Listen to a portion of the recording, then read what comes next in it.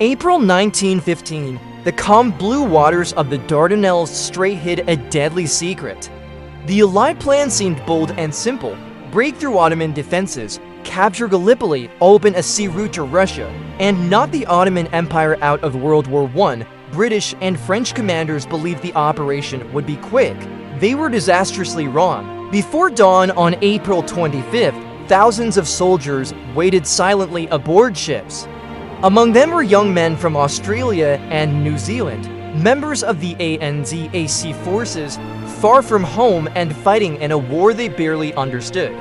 As the boats lowered into the water, nervous whispers spread.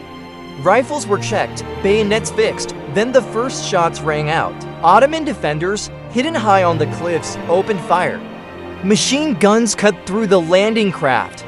Men fell before their boots touched sand. The beaches turned red. Confusion ruled instantly. Maps were wrong. Units landed in the wrong places. Officers were killed within minutes.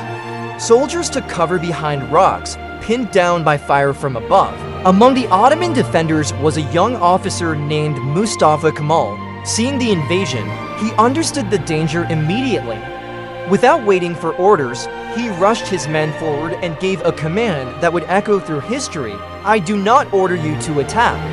I order you to die." The Ottoman troops obeyed.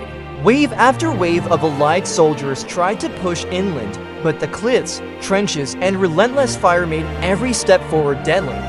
The promised breakthrough never came. Days turned into weeks. The front lines froze only meters apart. Trenches were carved into rocky soil. Snipers waited patiently. Artillery pounded day and night. Disease spread. Water was scarce. The summer heat brought flies and sickness. The smell of death hung constantly in the air. At night, both sides heard the wounded crying in no man's land, unable to be rescued. Heroism appeared in small moments. Soldiers carried wounded comrades under fire. Enemies paused shooting to allow burial of the dead. Cigarettes were exchanged across trenches, but the slaughter continued. In August, the Allies launched another massive offensive, hoping to finally break the stalemate. New landings were made. Fresh troops advanced with courage and were cut down again. Nothing changed. By December 1915, it was clear the campaign had failed. The decision was made to evacuate.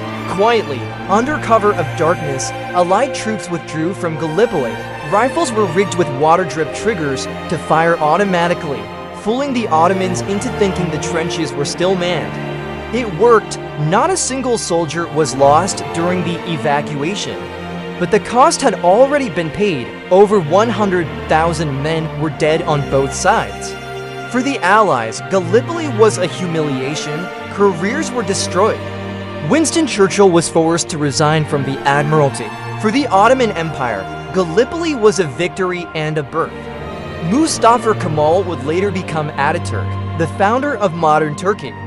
For Australia and New Zealand, Gallipoli became a national memory. Anzac Day is still honored every year, remembering sacrifice and courage. Gallipoli proved a brutal truth of World War I. Technology had outpaced strategy. Courage could not defeat machine guns. And war punished mistakes without mercy. The cliffs of Gallipoli still stand today, silent witnesses to a campaign where bravery met disaster and history was forever changed.